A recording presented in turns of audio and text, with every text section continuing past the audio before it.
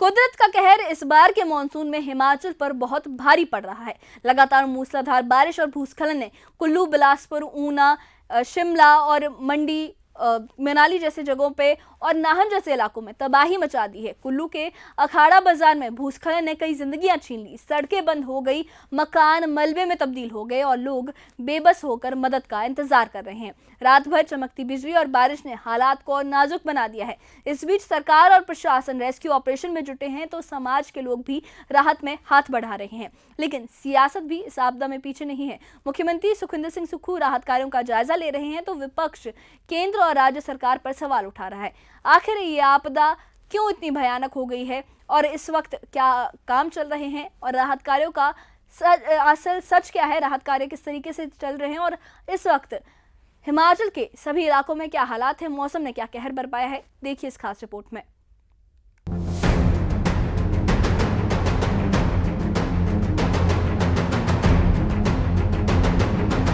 हिमाचल प्रदेश में लगातार हो रही तेज बारिश ने हालात मुश्किल बना दिए हैं। रात भर होती भारी बारिश से कुल्लू, बिलासपुर, ऊना और नाहन जैसे इलाकों में भूस्खलन और बाढ़ का कहर बरप रहा है। कुल्लू के अखाड़ा बाजार में 2 दिन पहले हुए भूस्खलन से 6 लोग मलबे में दब गए, जिनमें से 3 के शव बरामद हो चुके हैं। मुख्यमंत्री सुखविंदर सिंह सुक्खू ने घटनास्थल का दौरा किया। उन्होंने कहा कि जम्मू कश्मीर के मृतकों के शव एयरलिफ्ट किए जाएंगे और बाकी 3 लोगों की तलाश तेज की जाएगी। सीएम सुक्खू ने प्रभावित परिवारों को घर बनाने, कपड़े और राशन की मदद का वादा किया। उन्होंने पूर्व मुख्यमंत्री जयराम ठाकुर पर भी तंज कसा कि 2023 की आपदा का 2000 करोड़ केंद्र से अभी तक नहीं आया, राजनीति ना करें। अखाड़ा बाजार में जो घटना घटी है, बड़ी भयंकर घटना घटी है। खुद स्पॉट पर मैंने विजिट किया है और कई परिवारों के घरों को नुकसान पहुंचा है और निश्चित तौर पर बाकी जो डेड बॉडी है उसको ढूंढने का कार्य में तेज किया जाएगा। और मैं ये देखने आया था कि यहाँ कई परिवार 200 साल से बसे हुए हैं, तो उनको कितना नुकसान हुआ है इसकी एक विस्तृत रिपोर्ट होगी। और जिनके घर गए हैं उनको घर बनाने के लिए हम पैसे देंगे, जिनके कपड़े वगैरह गए हैं उसको हम कपड़े देंगे और जो पीछे मिटिगेशन के तहत कोई प्लान बनाएंगे ताकि इन घरों को सुरक्षित बचाया जा सके। उसमें भी 1500 करोड़ रुपया अभी भारत सरकार से आना है, जिसमें 500 करोड़ हिमाचल प्रदेश सरकार का है, 2000 करोड़ तब मिला के हुआ है। तो इस प्रकार की बात करके भ्रम नहीं फैलाना चाहिए। महज उनको स्पेशल रिलीफ पैकेज दिलाने के लिए हमारे साथ दिल्ली चलना चाहिए, हम उनके अंदर भी जाने को तैयार हैं। कुल्लू में सर्च ऑपरेशन में अब तक 5 शव बरामद हुए, जिनमें से 4 जम्मू कश्मीर के और 1 स्थानीय महिला का था। मलबे से 4 और लोगों की तलाश जारी है, जिसमें से 3 जम्मू कश्मीर के और 1 एनडीआरएफ जवान शामिल है। मृतक के रिश्तेदार बशीर अहमद ने बताया कि 3 शव चंडीगढ़ से एयरलिफ्ट कर श्रीनगर पहुँचाए गए। सर्च ऑपरेशन तीसरे दिन भी जारी है। तो इनका बहुत बहुत शुक्रगुजारी है जी। हमारे 2-3 लाशें थी, वो पहुँच गई चंडीगढ़ में। चंडीगढ़ से उठाकर ले गए हेलीकॉप्टर में बादमबाग, श्रीनगर बादमबाग घर ले गए। वहाँ से इनकी शुक्रगुजारी है बहुत। अभी इन तीनों को थोड़ा बड़ी मेहरबानी है, लेकिन काम चल रहा है, तो इसके भी शुक्रगुजार है। इन्होंने बहुत मेहनत की यहाँ की गवर्नमेंट ने। बिलासपुर में तेज बारिश से श्री नैना देवी को जोड़ने वाली सड़कें बंद हो गई और भूस्खलन से यात्री परेशान हो गए। पूर्व मंत्री रामलाल ठाकुर ने 33 प्रभावित परिवारों को राहत राशि दी। उन्होंने 4 लेन पर टोल टैक्स की निंदा की और केंद्रीय मंत्री नितिन गडकरी पर पलटवार किया कि डीपीआर जांचे, केंद्र आपदा राज्य घोषित करे। मैं नैना देवी मंदिर में आया हुआ हूँ यहाँ पे। कल रात को आया था जी और कल मौसम साफ था, लेकिन आज सुबह करीब रात को 2:30-3 बजे बारिश शुरू हुई और बहुत ज़्यादा बारिश हुई है, और जिसकी वजह से रास्ते जगह जगह पे नैना देवी से अगर नीचे को जाना है हम लोगों ने, तो रास्ते बंद हैं और प्रशासन कोशिश कर रहा है खोलने की, लेकिन रिक्वेस्ट ये है कि जितनी जल्दी हो सकेगा तो हमारे को उतनी जल्दी हम अपने डेस्टिनेशन पे पहुंच सकेंगे। बिलासपुर के श्री नैना देवी में भूस्खलन प्रभावित 33 परिवारों को पूर्व मंत्री रामलाल ठाकुर ने राहत राशि और सामान दिया। उन्होंने 4 लेन पर खराब हालात के बावजूद वसूले जा रहे टोल टैक्स पर सवाल उठाए और केंद्रीय मंत्री नितिन गडकरी को डीपीआर की खामियों पर जांच की नसीहत दी। केंद्र द्वारा हिमाचल को आपदा राज्य घोषित न करने पर भी उन्होंने निराशा जताई। इस दौरान युवा कांग्रेस कार्यकर्ताओं की राहत कार्यों में पहल की सराहना की गई और प्रशासन ने मौके पर ही समस्याओं का समाधान किया। नेशनल हाईवे अथॉरिटी है, मेरा उनसे भी निवेदन है आप क्यों ऐसा कर रहे हैं भाई? जब तुम्हारी सड़क ही नहीं चल रही है तो फिर टैक्स काहे का काट रहे हो भाई?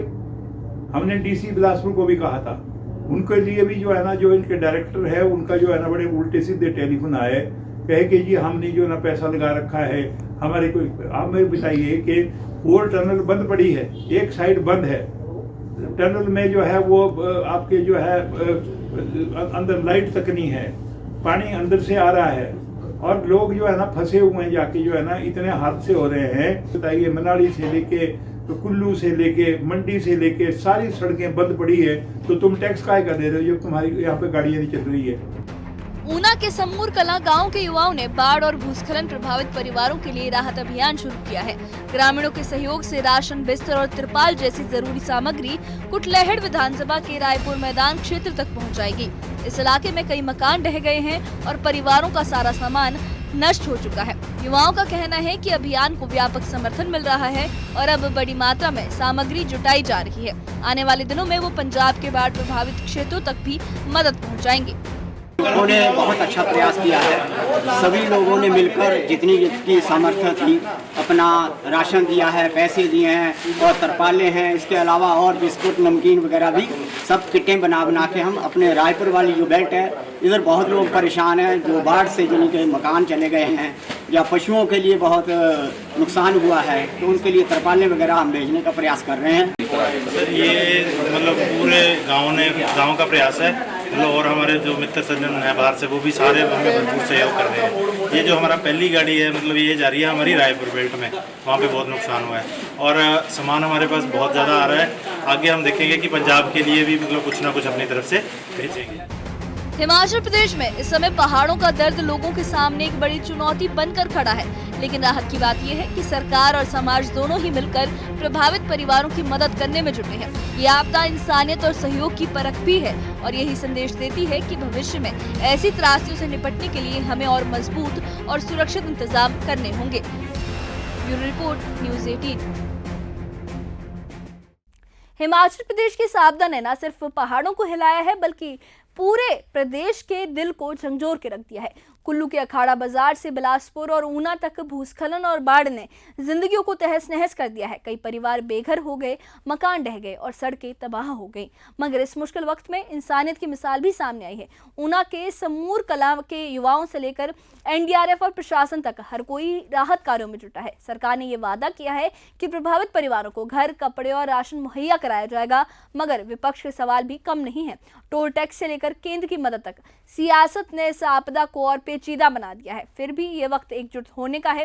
हिमाचल का ये दर्द ये भी याद दिलाता है कि कुदरत के सामने इंसान बेबस हो जाता है, मगर हौसला और इंसानियत फिर से उसे खड़ा करने की हिम्मत देते हैं। तो इस आपदा से आपने क्या सबक लिया है और भविष्य में ऐसी त्रासदियों से बचने के लिए क्या करना चाहिए, इस बारे में अगर आपकी कोई राय है तो हमें कमेंट बॉक्स में अपनी राय ज़रूर बताइए। और इससे जुड़े अपडेट्स के लिए और ऐसी ही खबरों के लिए हमारे चैनल के साथ बने रहिए। हमारे चैनल को सब्सक्राइब करिए। शुक्रिया।